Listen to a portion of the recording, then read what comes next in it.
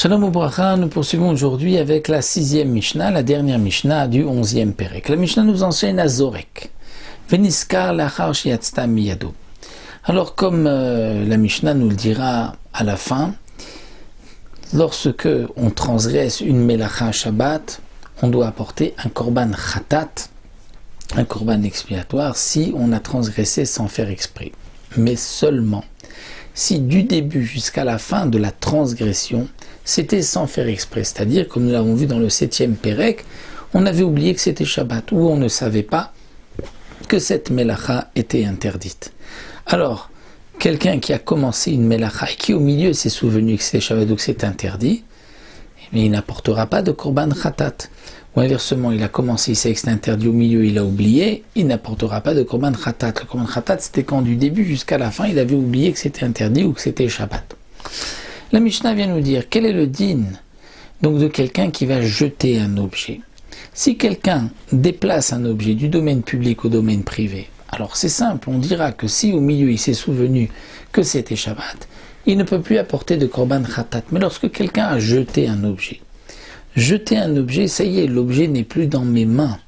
Donc mon action s'est terminée. Lorsque j'ai jeté, j'ai fait une akira, et la anacha, donc l'action de poser, était déjà dans mon action de jeter. Elle était déjà, donc lorsque ça se posera, je serai chayav.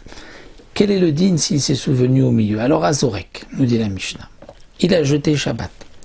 Veniskar, et il se souvient, lachar shiyatzta miyado, il se souvient que c'est Shabbat après que la pierre, par exemple, est sortie de sa main, mais avant qu'elle se soit posée. Eh bien, dans ce cas-là, il est patour.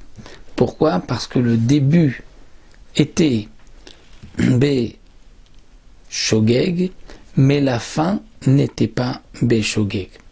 C'est ce que nous rapporte ici le Barthénora. Mais, kelata acher, si il ne s'est pas souvenu, donc un autre dîne, que c'était Shabbat au milieu, mais il y a quelqu'un d'autre qui est venu intercepter cet objet, et donc, ce n'est pas lui qui a fait la hanacha. Lui, il a jeté, ça devait tomber pour que la hanacha se fasse, et il n'a pas fait lui la hanacha, ou bien klata kelev, où c'est un chien qui a attrapé dans la trajectoire, il a attrapé l'objet, donc le chien, lui, a terminé la melacha. Je n'ai pas fait de hanacha. Oshinisrefa, ou que ça a brûlé. Patour.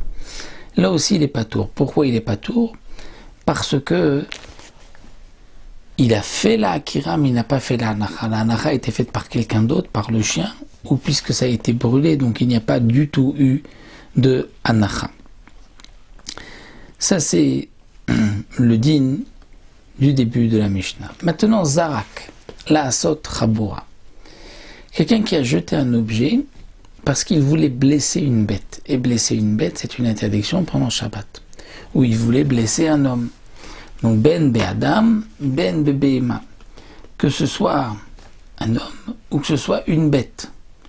Veniskach dans cette chabura. Et il se souvient que c'est Shabbat avant d'avoir blessé. Eh bien, patour, il est patour.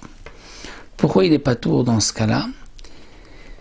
Parce que au moment où il a blessé, ça y est, il n'était plus shogeg. Il savait que c'était interdit. Donc même s'il a jeté quelque chose, et donc une fois qu'il a jeté, ça y est, c'est fini, la melacha va se faire.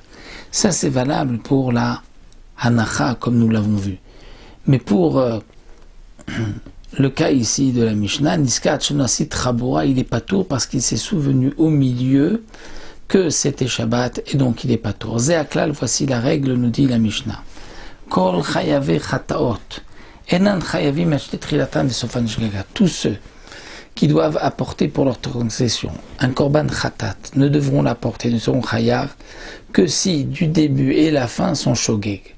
Ils sont sans faire exprès. Mais trilatan shgaga sofan zadon, si le début c'était shgaga, la fin c'est zadon, c'est volontaire. Ou bien trilatan zadon et la fin c'est shgaga. Au début il a fait une action volontaire. Ensuite, il a oublié que c'est Shabbat Pturim.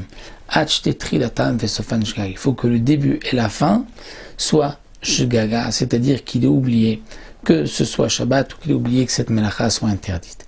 Et le klal vient inclure, dit le Barthénora, que même si quelqu'un donc déplace un objet d'un endroit à un autre, il a déplacé, il avait oublié que c'était Shabbat, il se souvient que c'est Shabbat avant de l'avoir posé, il est patour.